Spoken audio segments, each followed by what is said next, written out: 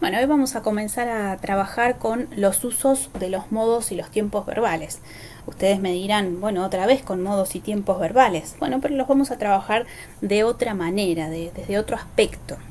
Para esto quiero hacer hincapié en un pequeño repaso sobre lo que es nuestra ciencia de la gramática, ¿no? La ciencia que estudia el lenguaje. Nuestra ciencia, la gramática, que contempla tanto el estudio de la lengua como sistema ideal y el estudio del lenguaje en tanto el sistema que ponemos en práctica los hablantes con nuestros usos particulares del lenguaje. Les decía, la gramática contempla varios criterios, varias formas de abordar el mismo objeto de estudio. Nosotros podemos trabajar el lenguaje desde el aspecto morfológico, que fue lo que hicimos con la clase de palabra-verbos, cuando por ejemplo vimos las irregularidades. Ahí veíamos cómo se modificaba la forma de la palabra, ¿no? Qué cambios se producían en la forma de la palabra-verbo, ya sea en su raíz o en su desinencia, o en ambos.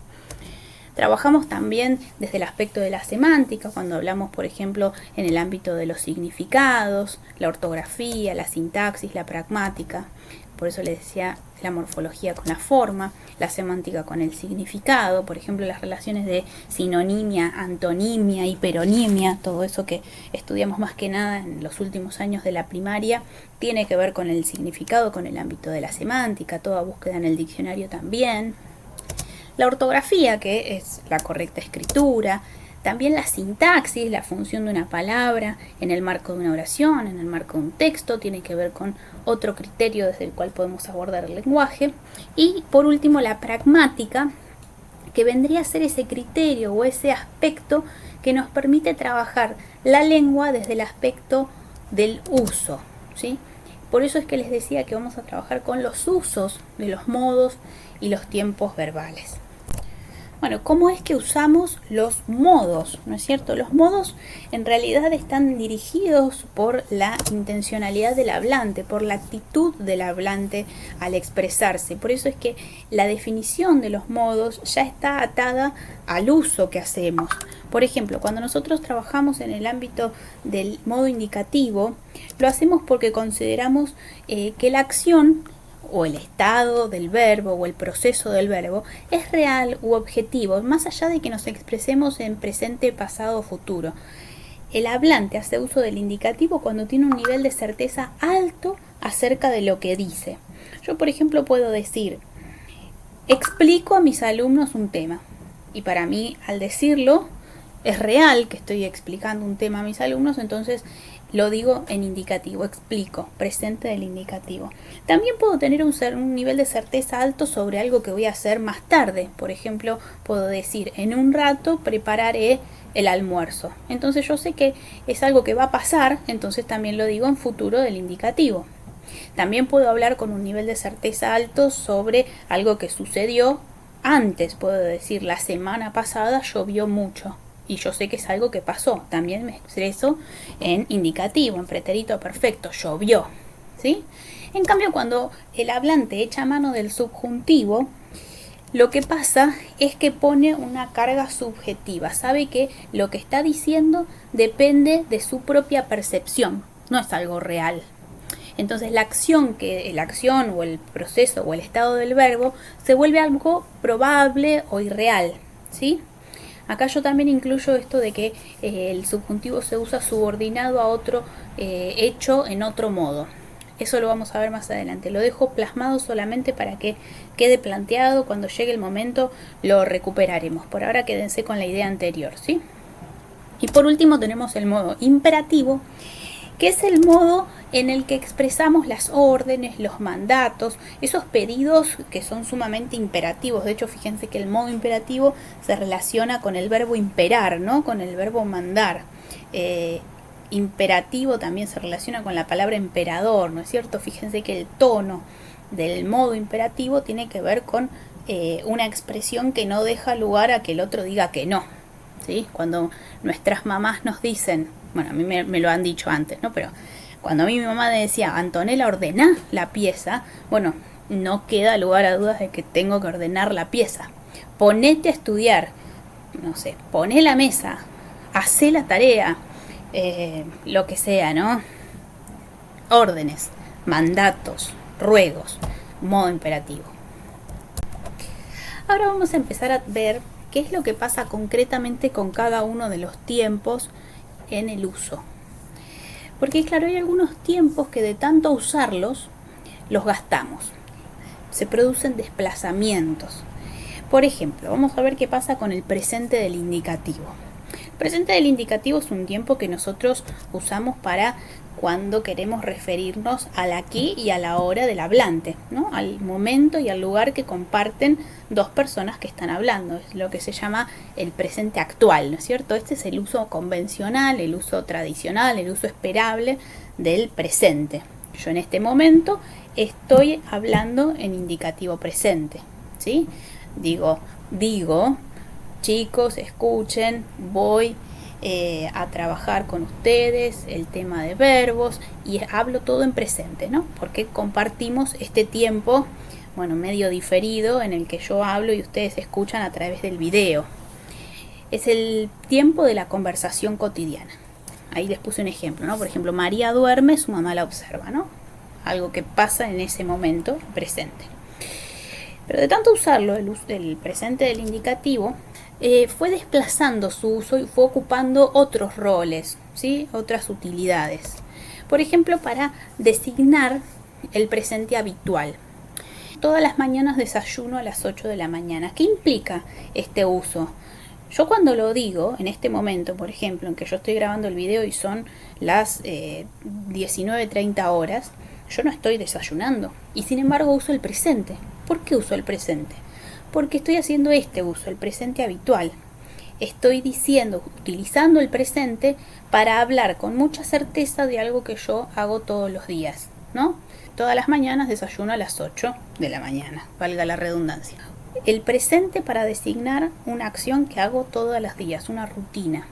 Por ejemplo, si ustedes hacen algún deporte en su vida normal, no en esta cuarentena, ¿no? Pero supongamos que hacen algún deporte o que mantienen la lógica del deporte, todos los miércoles tomo clases de baile, ¿no? Todos los jueves entreno. Fíjense, tanto bailo como entreno, las expreso en presente. Sin embargo, no es algo que estén haciendo en el momento o que yo esté haciendo al momento de expresarlo. Se entiende de esta forma, como algo que hago de manera rutinaria. Ese sería el primer desplazamiento del presente. Después puedo hablar del presente nómico. Es el presente que usamos para designar verdades universales.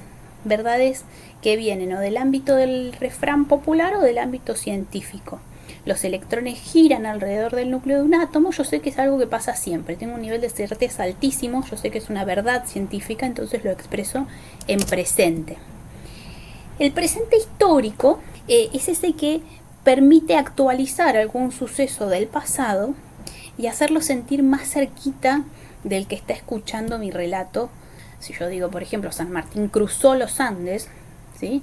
Lo voy a querer decir en pretérito, pero si yo quisiera, podría decirlo también en presente histórico, para acercarlo más a nuestra realidad. Entonces, por ejemplo, se escuchan frases del tipo Belgrano crea la bandera a orillas del Paraná, designando un evento del pasado en presente. El presente con valor de futuro es un presente que nuevamente va a tener el refuerzo de algún tipo de circunstancial de tiempo referido al futuro y que implica que el hablante tiene tanta certeza acerca de lo que va a suceder en el futuro que lo dice en presente. Pasa sobre todo en las promesas. Yo acá les puse una como para que tengan un ejemplo. Mañana te traigo los apuntes que me pediste. Si observan con atención, yo en vez de decir traigo, tendría que decir traeré. Mañana te traeré o mañana voy a traerte los apuntes que me pediste. Y sin embargo lo digo en presente. Mañana te traigo, ¿no? Como si fuese que, por decirlo en presente, puedo adelantar ese suceso. El presente con valor de futuro. Y por último, un presente con valor imperativo, ¿no? Para usar este presente de esta forma tengo que tener mucha confianza con mi interlocutor. En general esto se da entre padres e hijos, ¿no? Donde hay un nivel de familiaridad grande en el trato. No sería, por ejemplo, adecuado que yo como docente en el ámbito del aula dé una orden con este presente con valor imperativo, ¿sí? Una mamá sí les puede decir, ¿me escuchás? Con atención. Pero por ahí en otros ámbitos de menos familiaridad no ocurre tanto, se recurre a otro modo. Bueno, de la misma forma que el presente tiene varios usos, el pretérito imperfecto simple, también del indicativo, va a presentar lo mismo. Primero hagamos alguna aclaración. ¿Qué es lo que define al pretérito imperfecto? Bueno, justamente lo que lo define, lo que lo diferencia del pretérito perfecto es este aspecto durativo, ¿sí?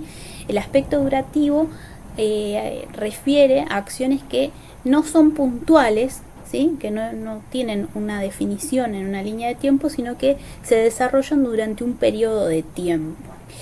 En el uso, el pretérito imperfecto va a presentar varias posibilidades.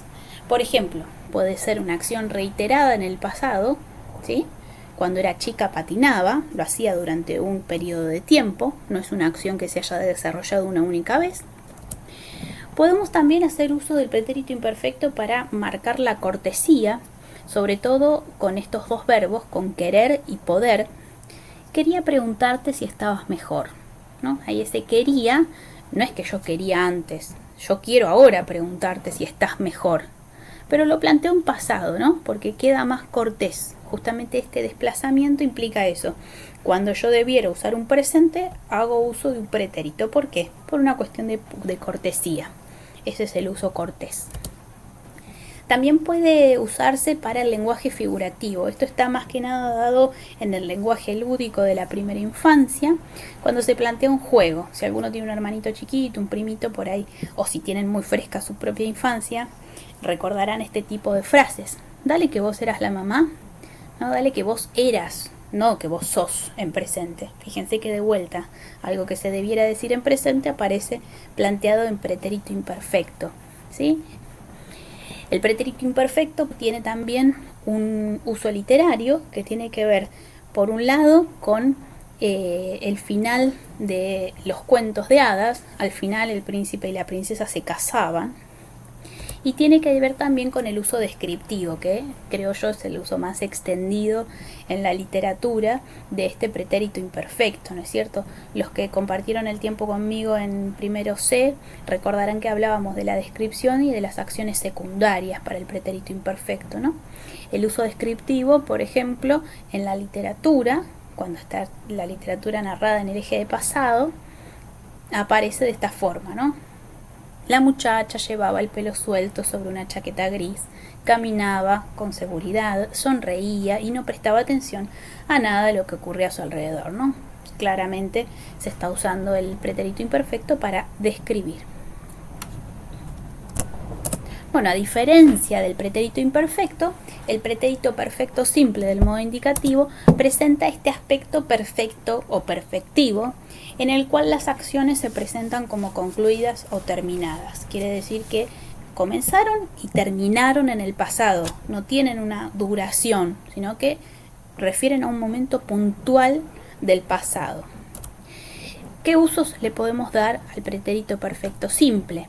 Especialmente el narrativo, ¿sí? El narrativo para las acciones principales de la narración, las que llevan adelante el núcleo narrativo, ¿no es cierto?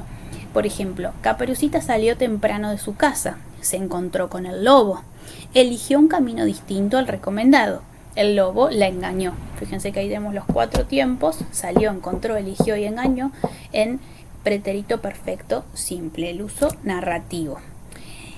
Tenemos también esta oposición de acciones durativas y puntuales, ¿no es cierto? María desayunaba cuando golpearon la puerta. El pretérito perfecto, que aparece con verde, ¿no?, marca una acción puntual.